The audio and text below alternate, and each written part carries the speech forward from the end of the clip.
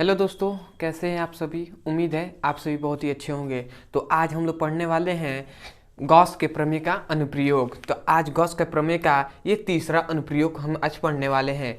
इससे पहले हमने गॉस के प्रमेय का 2 अनुप्रयोग पढ़ लिया है, ठीक है। तो उसका डिस्क्रिप्शन में लिंक दे दिया जाएगा, आप वहाँ से जाकर अच्छे से पढ़ सकते हैं दोनों अनुप्रयोग को, क्योंकि दोनों अनुप्रयोग एक एक करके मैंने एक अनुप्रयोग एक वीडियो में बनाया है, क्योंकि बहुत ही इंपॉर्टेंट है, ठीक है, बोर्ड एग्जाम के लिए, ठीक है। तो आज हम पढ़ने वाले हैं तीसरा अनुप्रयोग, गोलीय आवेश चालक, आवेशित चालकों पर विद्युत क्षेत्र की तीव्रता। मतलब एक गोलीय आवेशित चालक है, एक गोला है, ठीक है, वो क्या है, एक गोला मतलब एक चालक है जो गोलाकार है, ठीक है, उस पर हम आवेश देते हैं तो उस पर विद्युत क्षेत्र की तीव्रता की गणना करनी है, ठीक है। तो चलिए एक फिगर के माध्यम से हम समझते हैं कि गोलीय आवेशित चालक पर विद्युत क्षेत्र की तीव्रता की गणना, ठीक है। तो इस फिगर को आपको समझना है, जो हम फिगर यहाँ पे बनाऊंगा, ठीक है, तो उसको समझना है कि कैसे कैसे क्या लिया जा रहा है और उसी को आपको एक्सप्लेन करना होता है, ठीक है। सर्वप्रथम सबसे पहले हम एक इसमें क्या आ रहा है, गोलीय आवेशित चालक। तो सबसे पहले हम एक गोला लेते हैं, एक गोलीय चालक ले लिए, ये क्या है, एक गोलीय चालक है, ठीक है। और मान लेते हैं ये गोलीय चालक है और ये इसका केंद्र है। ये गोलीय चालक S1 मतलब S पृष्ठ है, एक गोलीय चालक है जिसका नाम है S और इसका ये केंद्र है O और यहाँ से इसकी त्रिज्या हम मान लेते हैं, त्रिज्या है R, ठीक है। मतलब ये गोला का केंद्र है O और इसकी त्रिज्या है, गोले की त्रिज्या क्या है, R है, ठीक है। और हम इस पर प्लस Q आवेश देते हैं। इस पर हमने क्या किया, इस पर प्लस Q आवेश दिया। इस गोले पर समान रूप से हमने क्या किया, प्लस Q आवेश दिया, ठीक है। ऐसे समझिएगा, जब हम इस गोले पर प्लस Q आवेश सामान्य रूप से देते हैं, ठीक है, तो देते हैं तो क्या होता है, इसको देखते हैं। जब हम इस गोले पर गोले के आकार का जो चालक है, इस पर हम प्लस Q आवेश देते हैं तो क्या होता है, इसके चारों ओर, इस गोले के चारों ओर चुंबकीय क्षेत्र उत्पन्न होते, सॉरी विद्युत क्षेत्र उत्पन्न होते हैं। मतलब इसके चारों ओर क्या होते हैं, इसके चारों ओर क्या होता है, इसके भी चारों ओर विद्युत क्षेत्र उत्पन्न होते हैं, ठीक है। इसके चारों ओर विद्युत क्षेत्र उत्पन्न होते हैं। क्योंकि विद्युत क्षेत्र क्यों उत्पन्न होते हैं, क्योंकि हम जानते हैं कि किसी भी चालक में हम जब धारा प्रवाहित करते हैं, मतलब उस पर आवेश देते हैं, तो उस चालक के चारों ओर क्या होता है, विद्युत क्षेत्र उत्पन्न होता है। ये हमने पहले पढ़ लिया है, तो आप अगर नहीं देखे हैं तो वो वीडियो आप जाकर सीधे से प्ले लिस्ट के अनुसार पढ़िए, ठीक है। आपको क्लास 12th का प्ले लिस्ट मिल जाएगा, वहाँ से जाकर शुरू से आप पढ़ सकते हैं विद्युत आवेश तथा क्षेत्र चैप्टर से, वहाँ से एक एक करके वीडियो को पढ़ सकते हैं, बहुत ही अच्छे से आपको समझ में आएगा, ठीक है। और ऐसे बीच में से देखेंगे तो कुछ चीज़ों को आपको समझना मतलब मजबूरी हो जाएगा कि हाँ ऐसा होता है, मानना पड़ेगा, ठीक है। और उसमें बताया गया है कैसे होता है, तो वो आप शुरू से देखेंगे तो अच्छा रहेगा, ठीक है। फिर भी आपका इच्छा, ठीक है। बस इतना जानिए कि एक गोलीय चालक है जिसका केंद्र O है और गोले का जो त्रिज्या है वो R है। और इस गोले पर हम जब प्लस Q आवेश देते हैं, तो इस पर हमें क्या किया, इस पर प्लस Q आवेश देते हैं तो गोले के चारों ओर क्या हो जाता है, विद्युत क्षेत्र उत्पन्न हो जाते हैं। और इसकी हम इस गोले की मतलब गोले के केंद्र से हम विद्युत क्षेत्र के त्रिज्या हम ले लेते हैं R, ठीक है। इसकी त्रिज्या हम ले लेते हैं R है, ठीक है। और यहाँ पर हम एक बिंदु ले लेते हैं, ये बिंदु P है और इसी बिंदु P पर हमें क्या करना है, यहाँ पे एक बिंदु मतलब विद्युत क्षेत्र जो उत्पन्न हुआ है उस पर हम एक बिंदु ले लेते हैं P, जहाँ पर हमें क्या निकालना है, इसी पर विद्युत क्षेत्र की तीव्रता की गणना करनी है। मतलब इस पर बिंदु P पर हमें विद्युत क्षेत्र की तीव्रता की गणना करनी है, ठीक है। तो इसमें कहा जा रहा है गोलीय आवेशित चालक पर विद्युत क्षेत्र की तीव्रता की गणना कीजिए, ठीक है। तो ऐसे आपको फिगर को पहले समझना है, इसको एक्सप्लेन करना है अपने शब्दों में। तो क्या लिखेंगे मैं आपको बता रहा हूं, सबसे पहले लिखेंगे सर्वप्रथम एक गोलीय चालक लेते हैं जिसका केंद्र O है, ठीक है, इतना लिखेंगे। उसके बाद गोले की त्रिज्या R है, तब गोले पर प्लस Q आवेश देते हैं तो गोले के चारों ओर विद्युत क्षेत्र उत्पन्न हो जाता है। तब विद्युत क्षेत्र के किसी बिंदु P पर विद्युत क्षेत्र की तीव्रता की गणना करना, ठीक है, गणना, ठीक है, इतना लिखना है आपको, ठीक है। तो एक बार और देखिए जरूरी नहीं है कि आपको जो बताया जा रहा है वैसे ही कहिए, आपको जैसे इस फिगर को देखकर समझ में आ रहा है वैसे ही एक्सप्लेन करना है, ठीक है। और अच्छे से सुंदर राइटिंग में आपको लिखना है, आपको फुल टू फुल मार्क्स मिलेंगे, ठीक है। तो एक बार और मैं बता दे रहा हूँ, ठीक है, क्योंकि मैं इसको लिखवा नहीं सकता, बहुत बड़ा हो जाएगा, ठीक है। आपको जो गणना किया जाएगा, जो इसका जो सूत्र निकलेगा उससे लिखवाया जाएगा, उसे प्रूफ कराया जाएगा, तो ठीक है। तो सबसे पहले मैं बता दे रहा हूँ इसको क्या कहेंगे। सर्वप्रथम एक मतलब सबसे पहले एक गोलीय चालक लेते हैं जिसका केंद्र O है तथा गोले की त्रिज्या R है, ठीक है।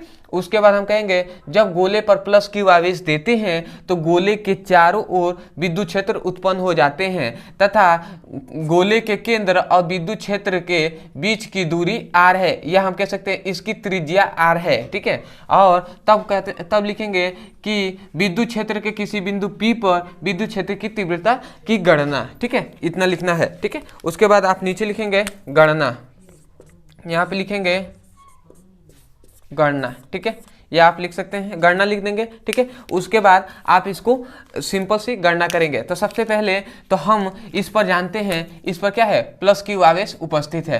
तो आवेश हम एक गोला ऐसा है, एक गोला ही ऐसा है जिस पर आवेश सभी बिंदु पर क्या होंगे, आवेश सामान्य होंगे, इसलिए कहा जा रहा है सामान्य रूप से आवेश देते हैं।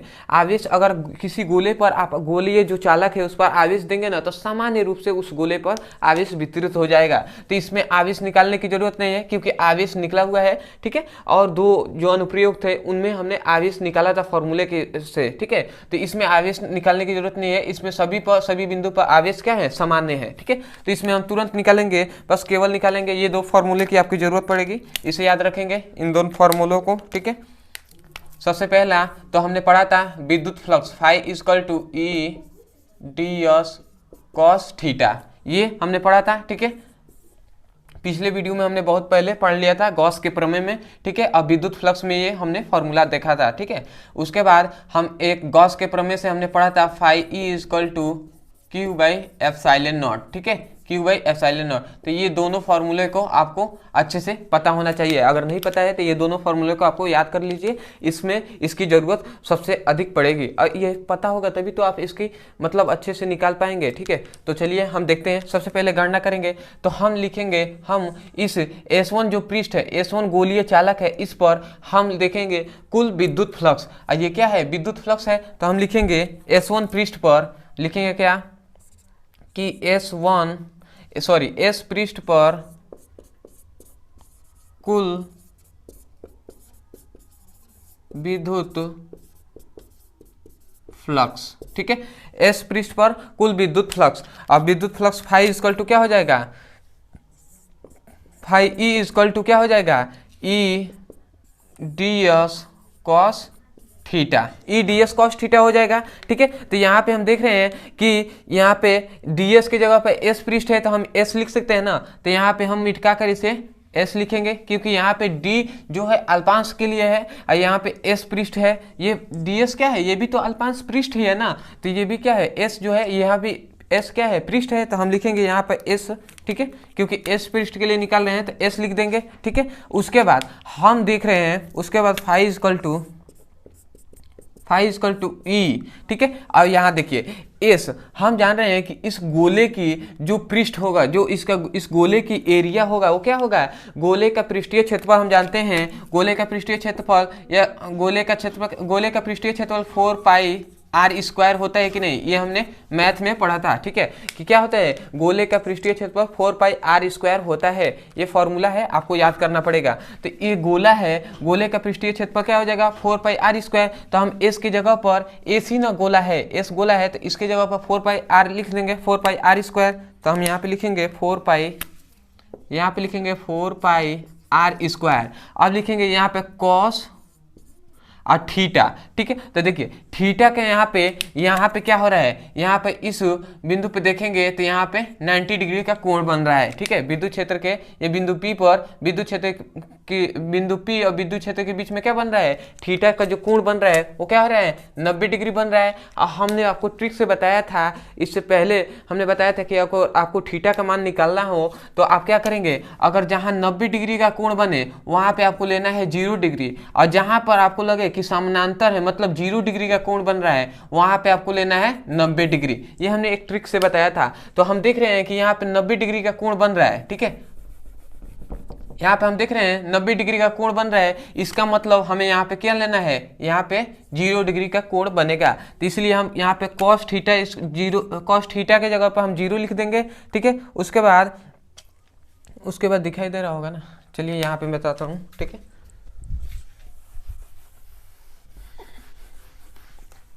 ठीक है,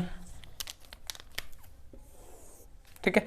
तो देखिए cos 0 हमने ले लिया, उसके बाद cos 0 का मान हम जानते हैं 1 होता है, ठीक है। तो फाई इक्वल टू क्या हो जाएगा, फाई ई इक्वल टू क्या हो जाएगा, ई 4 पाई आर स्क्वायर और गुणे 1, ठीक है। क्योंकि cos 0 का मान क्या होता है, 1 होता है, तो 1 से गुणा करा देंगे, और जब 1 से गुणा कराएंगे तो इतना ही होगा, इसमें मान में कोई परिवर्तन नहीं होगा। तो हम 1 से गुणा कराएं, ऐसे ही हो गया, ठीक है। तो ऐसे हमने लिख दिया, तो मतलब निकल गया कि S1 पृष्ठ से कुल विद्युत फ्लक्स क्या हो जाएगा, S1 पृष्ठ से निकलने वाले कुल विद्युत फ्लक्स क्या हो जाएगा, phi E equal to E 4 pi r square हो जाएगा। तो इसे हम समीकरण फर्स्ट ले लेते हैं, समीकरण फर्स्ट। अब हम देखेंगे गॉस के प्रमेय से, गॉस के प्रमेय से, ठीक है। अब गॉस के प्रमेय से हम क्या जानते हैं, गॉस के प्रमेय से जानते हैं फाई इक्वल टू क्या होता है, Q बाई एप्सिलॉन नॉट। ये हमने अभी अपने को यहाँ पे सूत्र लिखवाया था सबसे पहले, कि ये आपको पता होना चाहिए। अब देखिए हमें फाई का मान पता है, यहाँ से फाई ई का मान हमें पता है, तो ये फाई ई का मान यहाँ पे पुटअप कर देंगे, ये वाला, ठीक है। तो चलिए पुटअप करते हैं, तो ये क्या हो जाएगा, ई 4 पाई आर स्क्वायर, और यहाँ पे Q है, इधर क्या है, एप्सिलॉन नॉट है, ठीक है।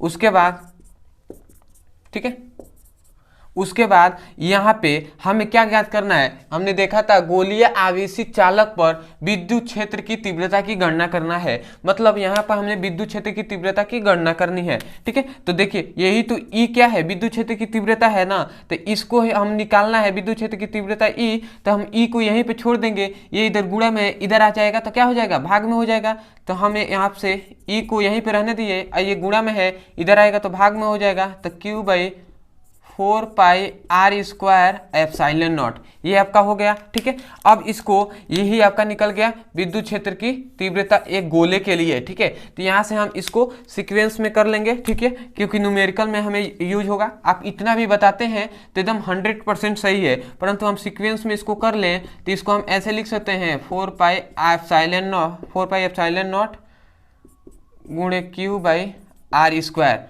हम इसको ऐसे भी लिख सकते हैं, ठीक है, ऐसे भी तो लिख सकते हैं, ठीक है। E equal to 1/4 pi epsilon naught Q1 बटे आर स्क्वायर, ठीक है। Q बटे आर स्क्वायर, क्यों, क्योंकि हम जानते हैं कि यहाँ से Q और R को, ये नीचे वाला सब गुणा में है, तो इसको हमने किनारे कर दिया, ठीक है। क्यों किया है ऐसे, अगर आप अभी गुणा कराएं तो Q में 1 का गुणा करा देंगे तो Q हो जाएगा, R स्क्वायर का गुणा कराएं तो R स्क्वायर हो जाएगा। मतलब ये दोनों ऊपर और नीचे वाले ये दोनों बराबर ही है, ठीक है। ऐसा हमने क्यों किया, क्योंकि हमें इतना का मान पता है। इतना का मान क्या होता है, इतना का मान आपको कभी भी याद रखना है कि जो 1/4 पाई एप्सिलॉन नॉट का मान होता है 9 × 10⁹, ठीक है। इस मान को आपको याद रखना है, क्योंकि न्यूमेरिकल बनाते समय आपको इसकी यूज आपको करना है, बहुत ही हेल्पफुल होगा, ठीक है। मतलब इसका मान अगर इतना पुटअप कर दिए, उसके बाद बस आवेश निकालना है, और जो इसकी त्रिज्या है दिया होगा वो निकाल आप पुटअप कर देंगे, और उसके बाद विद्युत क्षेत्र की तीव्रता की गणना हो जाएगी। तो यही आपका हो गया, यहाँ से आप लिख देंगे प्रूफ, ठीक है, ये लिख देंगे। अब एक और बात बता दूं कि अगर आपसे मतलब हार्ड क्वेश्चन पूछा जाएगा तो यही से थोड़ा सा क्वेश्चन कभी कभी बोर्ड एग्जाम में घुमा देता है। वो क्या होता है कि आपसे कह देगा कि गोलीय आवेशित चालक पर विद्युत क्षेत्र की तीव्रता नहीं पूछेगा, आपको कहेगा गोलीय आवेशित चालक पर कूलाम के नियमों की गणना कीजिए। क्या कहेगा कि कहेगा गोलीय आवेशित चालक है, इस पर आप कूलाम के नियमों की गणना कीजिए, ठीक है। तो ऐसे आपको क्वेश्चन पूछ दिया जाता है, तो आप क्या करेंगे, सिंपल से कुछ नहीं करेंगे, इतना आपको लिखना है, ठीक है। इतना आप मत लिखिएगा, ठीक है, इतना आपको लिख देना है, ठीक है, कुछ नहीं, जैसे आपने इसको बनाया वैसे ही आपको इतना लिख देना है, ठीक है। उसके बाद पुनः आ जाना है, यहाँ पर एक बिंदु P ले लेना है, यहाँ पे एक बिंदु Q0 ले लेना है, ठीक है। यहाँ पे एक क्यू नॉट आपको एक आवेश ले लेना है, ठीक है। यहाँ पे विद्युत क्षेत्र पर हमने क्या लिया, एक क्यू नॉट एक आवेश लिया, जिसे हम परीक्षण आवेश भी कह सकते हैं, ठीक है। तो क्यू नॉट एक आवेश ले लिया और यहीं से हम लिखेंगे कि यहाँ से आप सिंपल से लिखेंगे कूलाम के नियम से, ऊपर लिखेंगे कूलाम का नियम, ठीक है, नियम की गणना, ठीक है। तो आप ऐसे कूलाम के नियम की गणना लिखेंगे। उसके बाद हम जानते हैं, हम क्या जानते हैं, पिछले वीडियो में हमने पढ़ा था कि जो क्या होता है विद्युत क्षेत्र की तीव्रता, ये हमने पढ़ा था विद्युत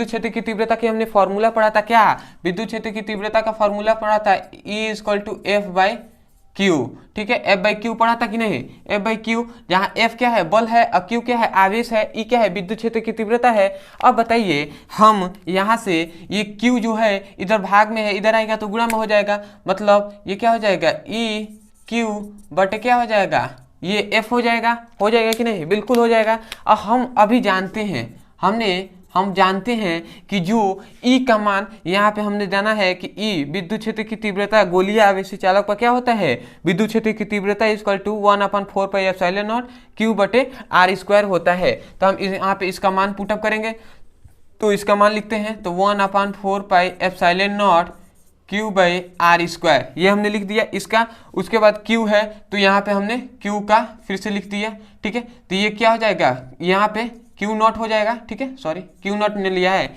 यहाँ पे, जो परीक्षण आवेश हमने Q नॉट लिया है तो Q नॉट हो गया, ठीक है। उसके बाद यहाँ पे F है तो F लिख दिया, ठीक है, समझ में तो आ ही रहा होगा। इसका सिंपल सी बस मान लिखा गया है, उसके बाद Q नॉट था तो Q नॉट लिख दिया गया है, ठीक है। अब ये बताइए Q नॉट इसमें Q में गुणा हो जाएगा तो ये क्या हो जाएगा 1/4πε0 Q और Q नॉट बटे r² F, हो जाएगा कि नहीं, हो जाएगा कि नहीं, अब बिल्कुल हो जाएगा, ठीक है। और हम यही से जानते हैं, हम क्या जानते हैं, इतना को हम क्या जानते हैं, यही तो है कूलाम का नियम, ठीक है, यही क्या है, यही तो है कूलाम का नियम, ठीक है। क्योंकि हमने पढ़ा था कि कूलाम के नियम क्या पढ़ा था, कूलाम के नियम हम जानते हैं क्या होता है, F = 1/4πε0 Q और Q नॉट बटे r²। आपने सोच रहे होंगे कि उसमें लिखा गया था Q1 Q2 बटे r², Q1 यहाँ पे लिखा गया था और Q2 लिखा गया था बटे r² लिखा गया था। और यहाँ पे आप सोच रहे होंगे Q है और Q नॉट है, देखिए वहाँ पे Q1 Q2 का मतलब क्या था,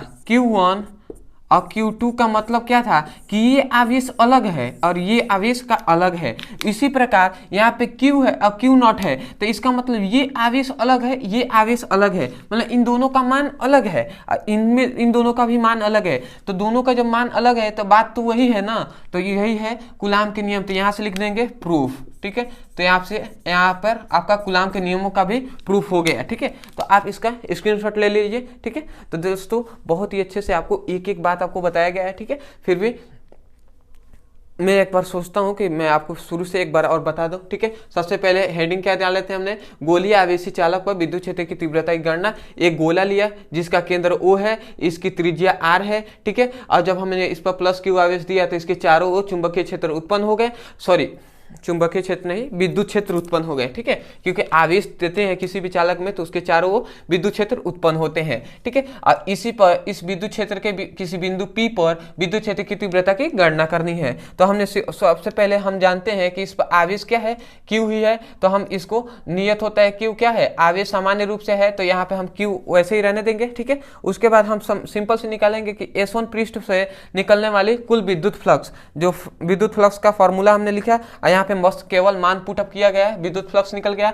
उसके बाद गॉस के प्रमेय में हम ये सूत्र जानते हैं, वहां से फाई ई का मान यहाँ से हमने पुटअप कर दिया है और सिंपल सी बस यहाँ पे गुणा में था, इधर हमने भाग में ले दिया, इसको हमने ऐसे आपको बस ऐसे सिंपल सी न्यूमेरिकल के लिए आपको बना दिया। अगर आपको यहाँ तक भी बना देते हैं तो 100 में 100% आपको विश्वास है, ठीक है। आप निश्चिंत रहिए कि अगर आपको ये याद रखेंगे, इंपॉर्टेंट है, ठीक है, इंपॉर्टेंट है, वेरी इंपॉर्टेंट है, ठीक है। अगर 5 नंबर का ये आता है तो आपको 5 में 5 नंबर मिलेगा फुल टू फुल, यहाँ तक भी आप कर दिए थे, ठीक है। और आगे आपसे पूछ दिया जाएगा गोलीय आवेशी चालक पर कूलाम के नियम की गणना कीजिए, ठीक है। तो आपको सिंपल से यहाँ तक बनाना है, उसके बाद लिखना है कूलाम के नियमों की गणना, उसके बाद विद्युत क्षेत्र की तीव्रता के फॉर्मूला होते हैं E = 1/Q, ठीक है। Q नॉट यहाँ पे Q होता है, ठीक है, E = F/Q होता है, परंतु Q नॉट क्यों लिया है, क्योंकि हमने आवेश क्या लिया है, Q नॉट ही लिया है, तो इसलिए Q नॉट लिख दिए। और Q नॉट इधर गुणा में है, इधर आ गया भाग में, तो क्या हो जाएगा E Q नॉट बटे R। ऐसे ही सिंपल से हमने बस E का मान यहाँ से पुटअप कर दिया है और Q नॉट का मान यहाँ से गुणा करा दिया है, तो ये आपका सिंपल से हो गया। और यही तो कूलाम का नियम होता है, तो ऐसे आप प्रूफ कर सकते हैं, ठीक है। वेरी सिंपल है, ठीक है। बस आपको हाँ सबसे पहली बात ये है कि अगर आपको समझ नहीं आ रहा है ना, तो आपको थोड़ा बहुत, अगर आपको लगभग 90% आपको समझ में आना चाहिए, ठीक है। बहुत ही छोटी छोटी बात आपको बताया गया है। अगर आपको 70% समझ में आ रहा है ना, तो इसका मेन कारण ये है, देखिए पढ़ाने, आप सोच रहे होंगे कि शायद हम में कोई कारण हो, ठीक है, कोई दिक्कत नहीं है, परंतु देखिए मेन कारण आपको फॉर्मूला ना याद होना ही आपका मेन कारण हो सकता है, या आपको कॉन्सेप्ट क्लियर ना होना, ठीक है, कि आपको पता ही नहीं है कि विद्युत गॉस का प्रमेय क्या है, आपने ये फॉर्मूला देख लिया तो आपको पता नहीं चलेगा, ये फॉर्मूला आप जानते ही नहीं है, तो भाई ये प्रूफ कैसे होगा, ठीक है। तो आपको फॉर्मूला, सबसे पहले तो आपको फॉर्मूला पता होना चाहिए, ठीक है, ठीक है। तो आप फॉर्मूले को, तो आपसे एक रिक्वेस्ट है कि देखिए अगर आपको अच्छे से क्लास 12 बहुत ही बड़ा सिलेबस है, ठीक है, आप सोचेंगे कि रट्टा मारकर ऐसे मतलब पढ़ लिया जाए, तो ऐसे नहीं हो पाएगा, ठीक है। आपको सिंपल से यही है कि आप बहुत ही मन लगाकर, आपको एक एक टॉपिक आपको समझाया जा रहा है, उसके लिए प्लेलिस्ट बना दिया गया है, एक एक करके विद्युत क्षेत्र की, विद्युत आवेश तथा क्षेत्र से, वहाँ से फर्स्ट चैप्टर से आप एक एक करके सीक्वेंस में पढ़ सकते हैं और अपना नोट्स बना सकते हैं, ठीक है। और सभी बोर्ड एग्जाम के लिए है, ठीक है। तो उम्मीद है दोस्तों बहुत ही अच्छे समझ में आया होगा। तो ये तीसरा अनुप्रयोग था। इससे पहले 2 अनुप्रयोग डिस्क्रिप्शन में लिंक दे दिया जाएगा, क्या, गॉस के प्रमेय का प्रथम अनुप्रयोग, ठीक है। तो गॉस के प्रमेय का अनुप्रयोग पार्ट 1 दे दिया जाएगा, ठीक है, प्रथम अनुप्रयोग नहीं, पार्ट 1 लिख दिया जाएगा, मतलब उसमें गॉस का प्रमेय का प्रथम अनुप्रयोग बताया जाएगा, और गॉस के प्रमेय का अनुप्रयोग पार्ट 2, उसमें द्वितीय अनुप्रयोग बताया गया होगा, और गॉस का प्रमेय दे दिया जाएगा, उसमें केवल गॉस के प्रमेय के लिए बताया गया होगा। और सबसे नीचे आपको डिस्क्रिप्शन में लिंक दे दिया जाएगा कि जो क्लास 12 फिजिक्स का, ठीक है, क्लास 12 फिजिक्स का प्लेलिस्ट दे दिया जाएगा, वहां से आप जाकर एक एक करके सीक्वेंस में वीडियो को पढ़ सकते हैं, ठीक है। तो ये आपके लिए बहुत ही यूजफुल होगा, ठीक है। और सबसे अंतिम बात कि अगर आपको कोई भी टॉपिक आपको समझ में नहीं आता है ना, तो सिंपल से उस टॉपिक का नाम लिखिए। जैसे आपको विद्युत फ्लक्स नहीं समझ में आ रहा है या गॉस का प्रमेय समझ में नहीं आ रहा है, तो आप क्या लिखिए, यूट्यूब पे लिखिए गॉस का प्रमेय और हमारे चैनल का नाम लिखिए, आपको वो वीडियो अच्छे से मिल जाएगा, वहां से जाकर आप अच्छे से पढ़ाई कर सकते हैं, ठीक है। तो दोस्तों आपके लिए बहुत ही मेहनत हुआ है, तो आपसे एक रिक्वेस्ट है कि अगर हमारे चैनल पे नए हो ना, तो चैनल को सब्सक्राइब कर लीजिएगा, और पुराने भी हो तभी अभी सब्सक्राइब नहीं किए हो ना, तो सब्सक्राइब कर लीजिएगा और वीडियो को लाइक भी कर दीजिएगा, ठीक है। और कमेंट सेक्शन में जरूर बताइएगा कि कन्फ्यूजन बना रहता है कि आपको समझ में आ रहा है कि नहीं, ठीक है। तो आपसे रिक्वेस्ट है कि कमेंट सेक्शन में जाइए और तुरंत लिखिए कि हाँ भाई हमको समझ में आ रहा है कि नहीं आ रहा है, आप अपने शब्दों में हमें बता सकते हैं, ठीक है। तो चलिए दोस्तों मिलते हैं अगले वीडियो में, जिसमें हम पढ़ने वाले हैं विभव के बारे में। अब नया चैप्टर चालू होगा, ठीक है, विभव, तो उसके में पढ़ेंगे। तो चलिए दोस्तों मिलते हैं अगले वीडियो में, धन्यवाद।